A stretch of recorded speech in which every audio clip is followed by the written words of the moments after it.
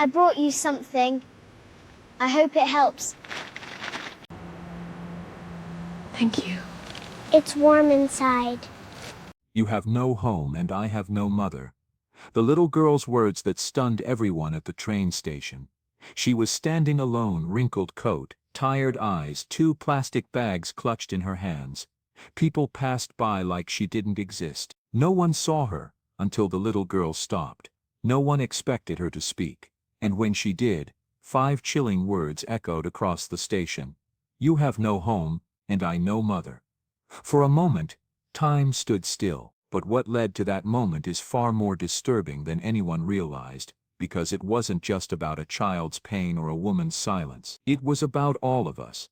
And the truth it revealed is hard to ignore. It was a quiet Tuesday afternoon. Gray sky, bitter wind, the kind of day that felt heavy for no reason at all. Clara sat alone on the wooden bench at the end of platform 3. She wasn't waiting for a train, not really, just existing. Her coat, thick but faded, clung to her shoulders like a second skin. Her hands, rough and cracked, clutched 2 plastic bags filled with everything she owned. Nobody asked her name, nobody ever did. She had been at this station for nearly 4 hours. People walked by, some with glances, most without. To them she was a background blur, a tired black woman taking up space. But across the platform, someone was watching. A little girl no older than 7 stood beside a woman in a sharp suit, who was far too busy scrolling through her phone to notice.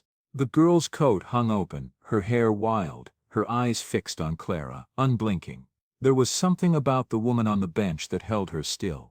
Something sad. Familiar, even.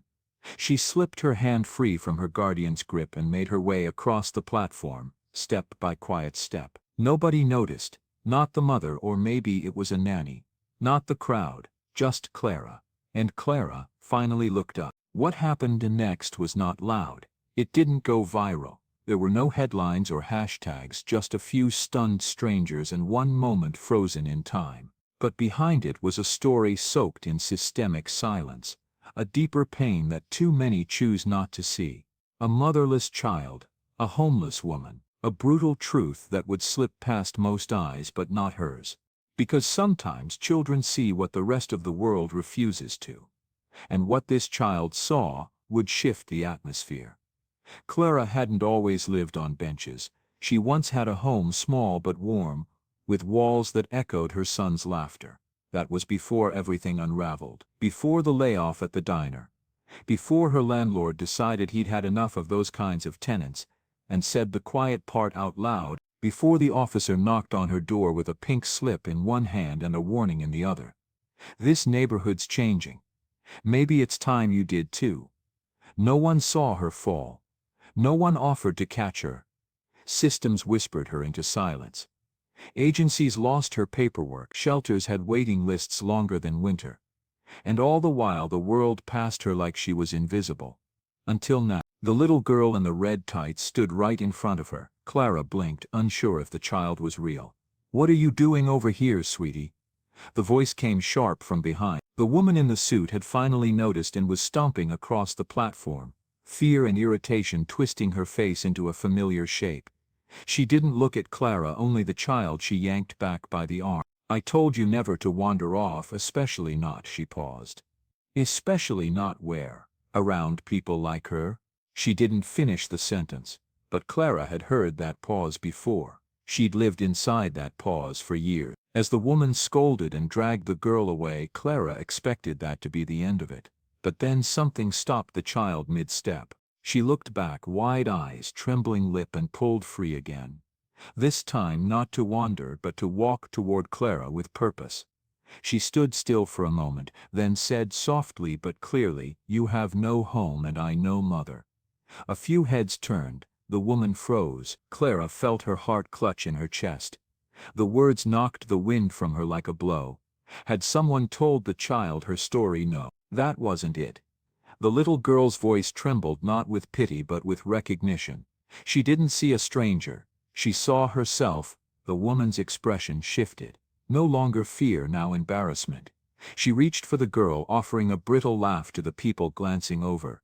But no one moved, because in that moment something bigger than a conversation was unfolding. Something raw and uncomfortable. A security guard stepped closer, hand on his radio. "Is there a problem here?" he called, eyes pinning Clara like a suspect. The woman straightened quickly.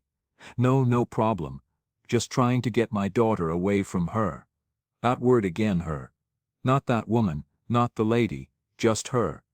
Like Clara was a thing, not a human being, a problem to neutralize. The guard nodded and flanked Clara's bench like he was trained to. Like a woman holding 2 plastic bags was dangerous by default. Clara had learned this dance well, how quickly concern becomes surveillance when your skin writes your story before your mouth can. She stood slowly, easing her aching knees upright, and forced her voice to stay calm. She just wanted to talk. "Yeah," said the guard. "Well, that's not safe. You can't be scaring children." And just like that, Clara became the threat. But behind the uniform and the woman's half-smile, something else lingered in the air. A guilt no one could admit. A truth far too uncomfortable to say out loud. Because if they had listened, really listened, they might have asked a different question. Why would a child feel more connected to a homeless stranger than to the woman raising her? The little girl's words still hung in the air like fog. "You have no home, and I no mother." People had stopped walking. A businessman holding coffee. A teenager with headphones pulled halfway out. Even the PA system seemed to fall silent, as if the station itself was holding its breath. The security guard tensed. The woman's face burned flush with shame and anger, though it was clear she didn't know which one to show the crowd. A few people began filming. From a corner seat, an older woman shook her head, whether in pity or agreement, no one could tell. But all Clara saw was the girl. Small, brave, broken in a way children never should be. Her eyes didn't look away as the guard stepped closer to Clara. "You need to come with me, ma'am." "Come with you?" Clara asked softly. "For what?" "You're causing a scene." "Causing a scene?" "For sitting. For existing. For being seen when she was meant to disappear." Clara felt the air drain from her lungs. Every eye made her chest tighter. She looked back at the girl, whose small fists clenched at her sides, jaw trembling. The suited woman grabbed the child's arm again. "We're leaving." But the girl pulled back with sudden force. "She's not scary," she shouted, startling the crowd. "She looks like my mom." A gasp flickered through a few bystanders. The woman froze. Clara blinked. For a second she forgot the guard, the cameras, the cold stare of accusation. "What did you say?" she whispered.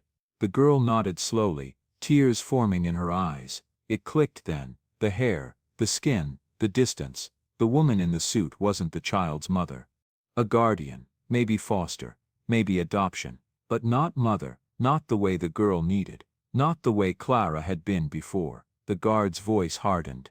"Ma'am, now." Clara looked down at her bags, her whole life in 2 tattered handles, then back at the child she'd known for 5 minutes, yet somehow recognized in her bones. She had a choice: to disappear again, or to stand her ground, not just for herself but for every child. Too black, too loud, too invisible to be heard. She inhaled, steady, defiant, then took 1 step forward. Clara didn't get arrested that day. The guard hesitated. Maybe it was the phone's recording, maybe it was the silence of strangers watching too closely, or maybe for the first time in a long time someone saw her, not as a threat but as a human being. The woman in the suit pulled the child away without a word, but the look in that little girl's eyes stayed with Clara long after the platform cleared. It was a look of confusion, longing, recognition.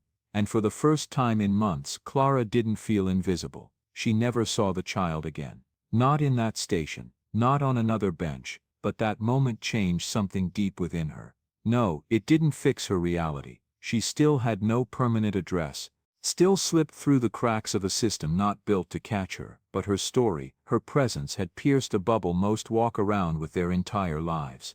Comfort, distance, denial. And in breaking through it, she reminded others of something they'd been taught to forget. That homelessness has a face, and it doesn't always look how you expect.